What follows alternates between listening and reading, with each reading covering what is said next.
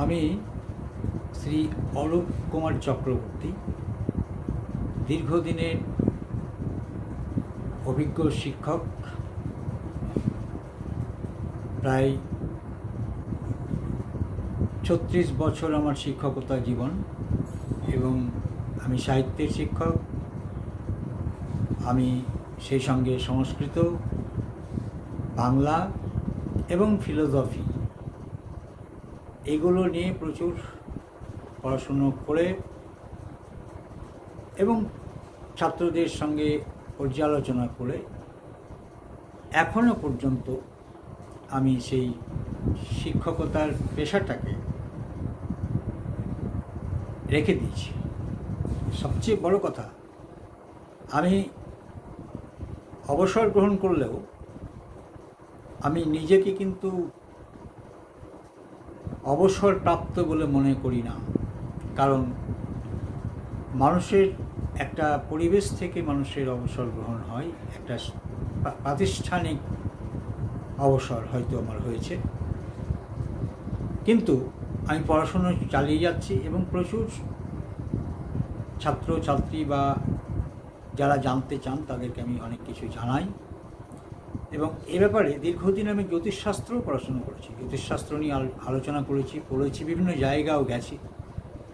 আমি তারাপীঠ গেছি, আমি কামাখ্যাও গেছি এবং বিভিন্ন পীঠস্থানে আমি ভ্রমণ করেছি এবং আধ্যাত্মিক পর্যালোচনাও অনেক মানুষের সঙ্গে করেছি, এখনও করি।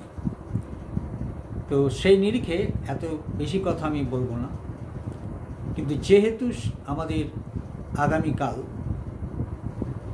এক মহাক্ষণ, সন্ধিক্ষণ, সেটা হচ্ছে দীপান্বিতা অমাবস্যা।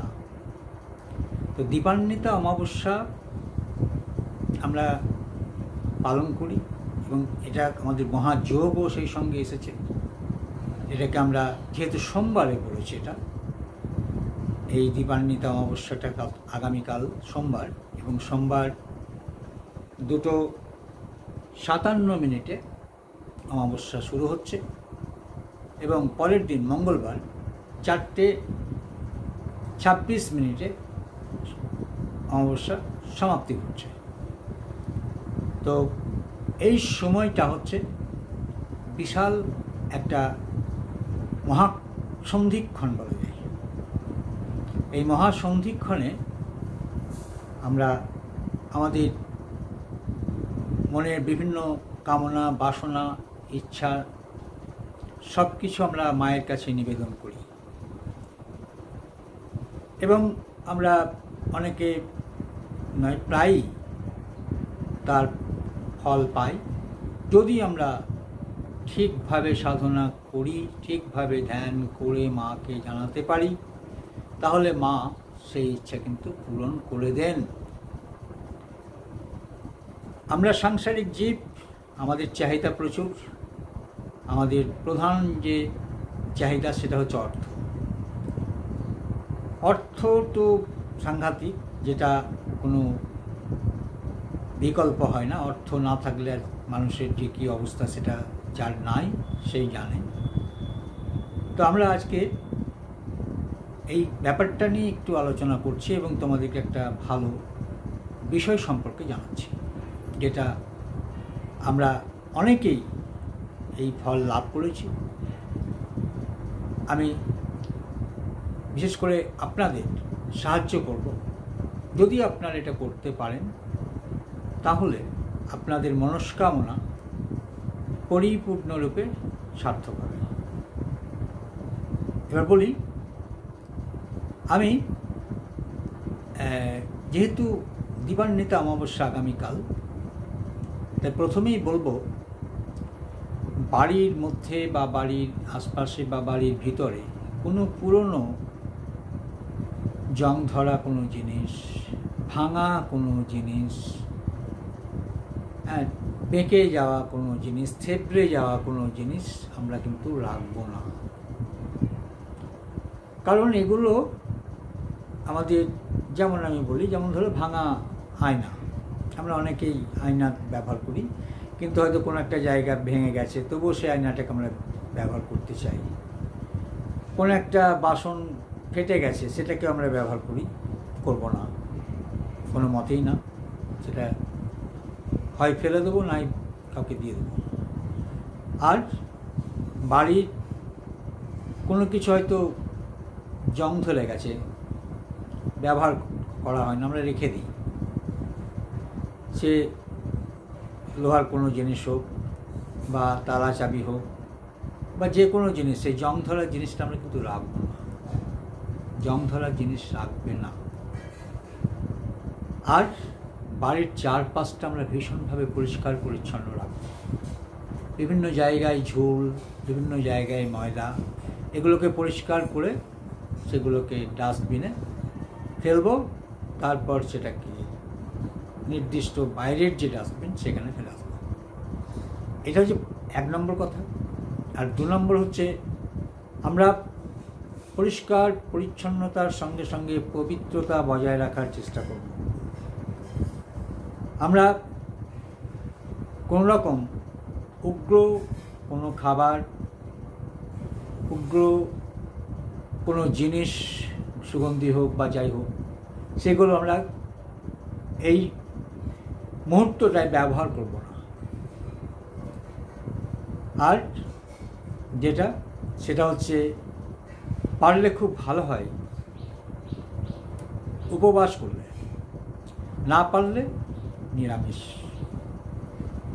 যদি খেতেই হয়, অসুস্থ থাকলে খেতেই হবে তাকে, আর অসুস্থ না হলে উপবাস করলে সবচেয়ে ভালো হয়। তো যাই হোক, না পারলে উপায় নেই, খেতেই হবে। তবে সেটা বাধ্যবাধকতা কিছু নেই, পারলে ভালো, না পারলে তার বিকল্প রয়েছে। কিন্তু নিরামিষ, কোনো আমিষ আগামীকাল খাবে না। আর কি, উপবাসটা কিন্তু বাধ্যতামূলক বলছি না, পারলে ভালো হয়। আর কারণ তুমি কালকে একটা বিশেষ দিনে বিশেষ একটা উদ্দেশ্যকে সফল করার জন্য শপথ নিচ্ছ। কি করবে এবার যে যোগটা রয়েছে, এই অমাবস্যার চলাকালীন যে কোনো সময় তুমি তোমার বাড়িতে একটা কালী মূর্তি নিতে পারো, কালীর ছবি থাকতে হতে পারে, কালীর তোমার ক্যালেন্ডার হতে পারে, বাঁধানো ছবি হতে পারে। এগুলোকে সামনে রেখে তুমি কয়েকটা জিনিস কিন্তু সংগ্রহ করে নেবে। তার আগে কি,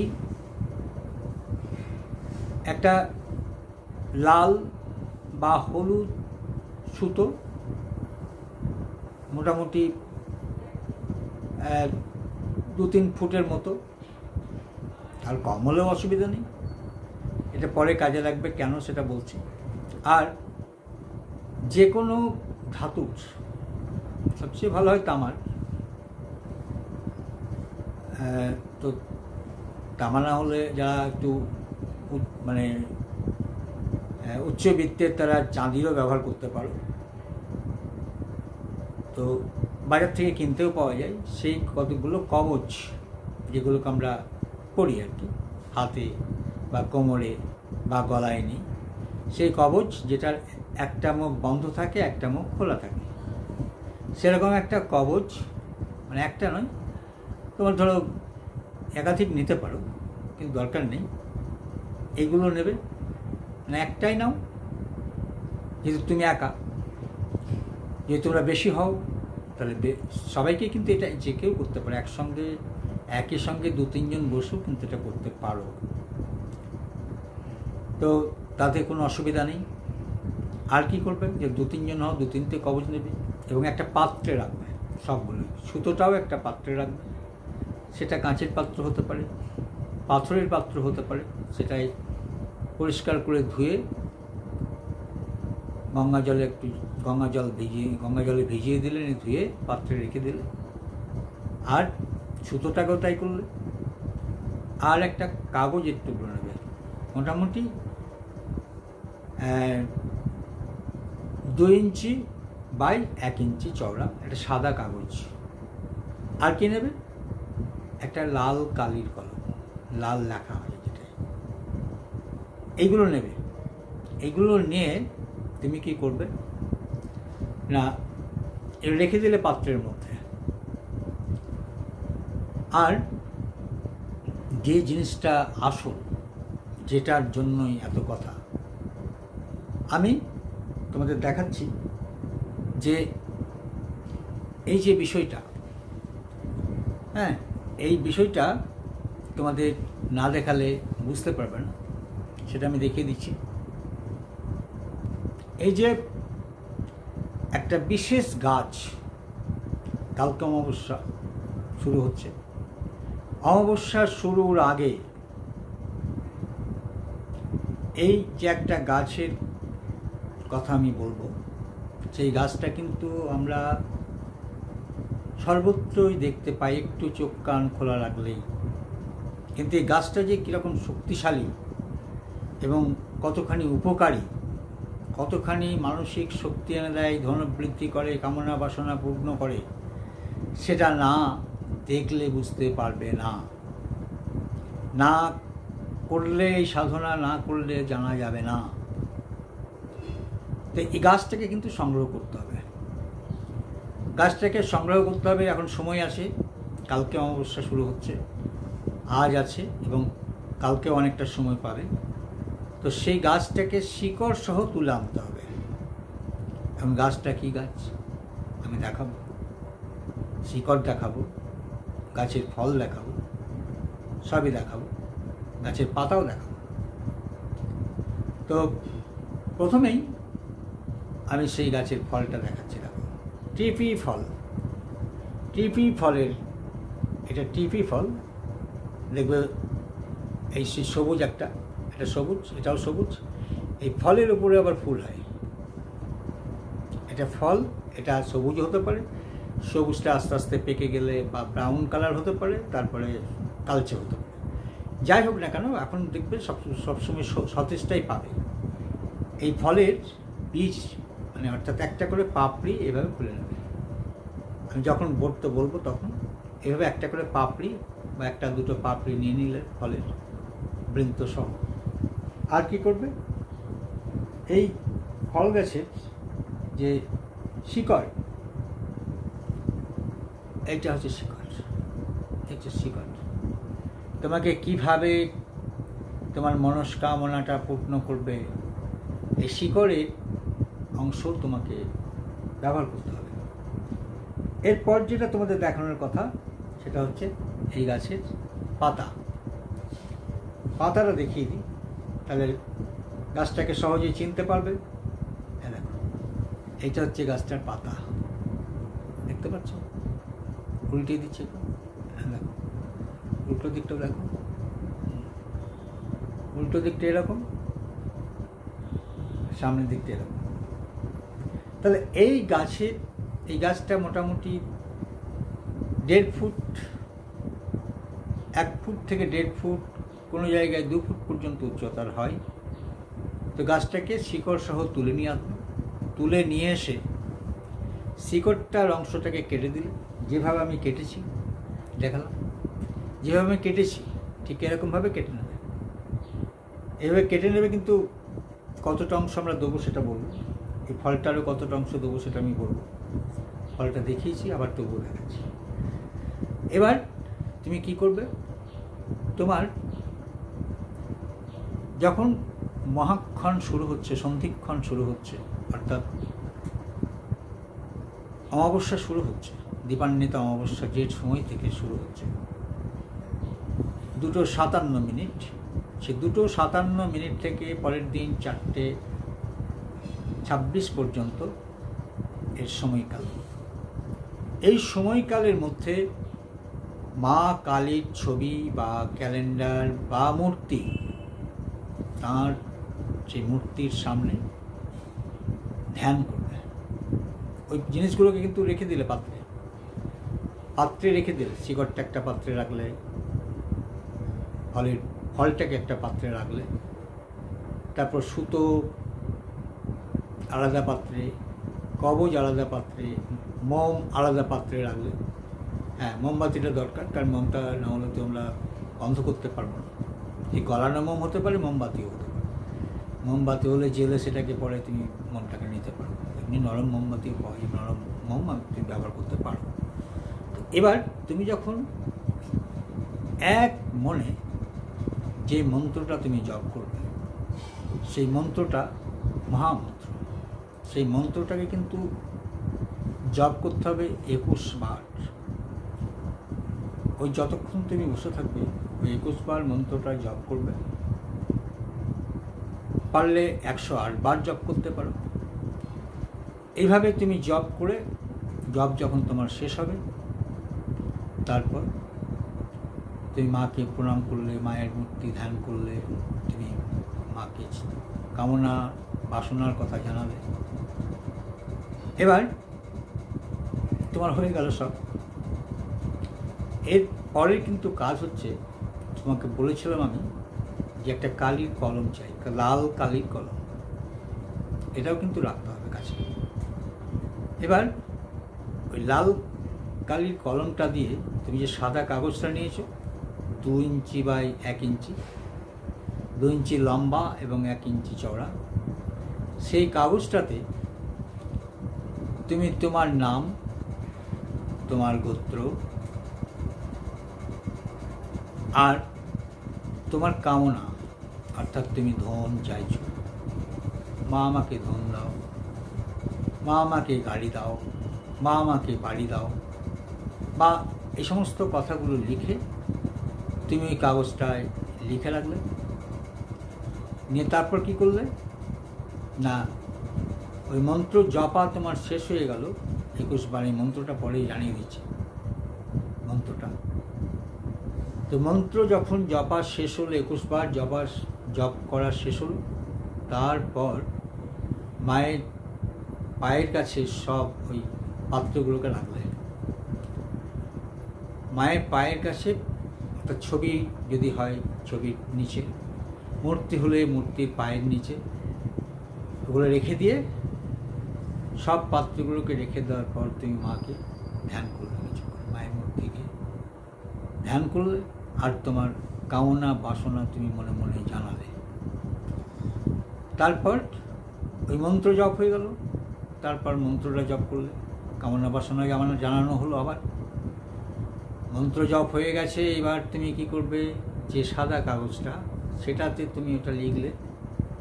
লেখার পর কি করবে না, যে কবজ তোমার রয়েছে একটা পাত্রে, একটা কবজকে তুলে নিলে। এবার কবজটাকে তুলে নেওয়ার পর যে ফলটার কথা দেখালাম তোমাদের, টিপি ফল, সেই টিপি ফলের কিছুটা অংশ নিলে। শিকড়ের মোটামুটি 1 পাপ, অর্থাৎ পাপ মান বলতে আমরা এইটুকুকে বলি 1 ইঞ্চির মতো, 1 ইঞ্চির মতন শিকড় নিলে। যে কোনো শিকড়, শাখা শিকড় হতে পারে, তো মানে মূল শিকড় থাকে না, ছড়িয়ে থাকে শিকড়টা। দেখালাম শিকড়টা কেমন ছড়িয়ে আছে চারিদিকে। তোমার ধন দৌলত কাম সব কিছু ওইভাবে ছড়িয়ে থাকবে আর কি, জড়িয়ে রাখবে, একদম ছড়িয়ে থাকবে। তো সেটাকে তুমি ওইভাবে একটা টুকরো তুমি নিলে। ফলটার টুকরো তো বললাম, নিয়ে কাগজটাকে কী করলে, ওই কাগজটাকে কয়েকটা ভাঁজ করলে, ছোট ছোট ভাঁজ করে লেখাটা যেন ঠিক উল্টে দিয়ে লেখাটাকে মুছে, মানে টিপে দিয়ে, মানে জাস্ট কাগজটাকে ভাঁজ করে ওই কাগজটার মধ্যে ঢুকিয়ে দিলে। ফলের টুকরো ঢোকালে, শিকড়ের টুকরো ঢোকালে, যে মূল্যবান গাছটার কথা বললাম। তারপর সেটাকে ওই যে মোম রয়েছে, মোমটাকে তুমি একটা দিকে আঁটিয়ে দিলে ভালো করে। আঁটিয়ে দিয়ে তুমি একটা পাত্রে রাখলে। একটা কাঁচের পাত্র হতে পারে, চিনেমাটির পাত্র হতে পারে। সেই পাত্রে রেখে একটা ঢাকা দিয়ে দিলে। দিয়ে মাকে প্রণাম করে তুমি সেখান থেকে উঠলে। ওঠার পর, অর্থাৎ পরের দিন বলতে কিন্তু অমাবস্যা থাকাকালীন সময়টা নয়, অর্থাৎ 4:26 অমাবস্যা ছাড়বে, তারপরে তুমি স্নান করবে। স্নান করে পবিত্র বস্ত্র পরে এসে তুমি মাকে প্রণাম করে ওই যে কবচটা আর ওই যে সুতো বললাম, লাল বা হলুদ যে সুতো তুমি রেখেছিলে, সেই সুতোটা পরিয়ে নিলে। কবচের একটা আঁকছি থাকে, সেই আঁকছির মধ্যে ঢুকিয়ে ছেলেরা ডান হাতে আর মেয়েরা বাম হাতে। তাহলে তুমি যদি হয়তো হতে পারে তোমার বাঁ হাতটায় অসুবিধা আছে পড়তে, ডান হাতে পড়বে, তুমি পুরুষ মানুষ, তাহলে ডান হাতে পড়তে গেলে তোমার অসুবিধা হচ্ছে হাতে, তাহলে সেখানে তুমি কী করবে, কারো সাহায্য নিতে পারো, কিন্তু তুমি থাকবে পূর্বমুখে। পূর্বমুখে তুমি থাকবে, অর্থাৎ পড়ার সময় তুমি পূর্বমুখ হবে। আর মেয়ে যদি হও, নারীরা তারা পড়বেন বাম হাতে। তাহলে পুরুষরা ডান হাতে, মেয়েরা বাম হাতে। তাহলে এইভাবে পড়ার, তোমাকে যদি কারো সাহায্য করতে হয় তিনি সাহায্য করবেন করতে। তারপর তুমি আবার ওই মন্ত্রটা আবার 21 বার জপ করবে। 21 বার জপ করে তুমি মাকে আবার প্রণাম করলে। প্রণাম করে মায়ের কাছ থেকে তোমার যেটা লিখে ভরা আছে সেইটাকে আবার মায়ের কাছে চাইলে, মাকে বললে। আবার শতবার বললেও তো দোষের কিছু নেই, মাকে তো বহুবার বলতে পারি। শিশুরা তো মাকে কতবার ডাকে, মা মা মা মা বলে, হ্যাঁ। তো সেই বারবার ডাকবে মাকে, ডেকে তারপর মায়ের কাছ থেকে বিদায় চাইবে।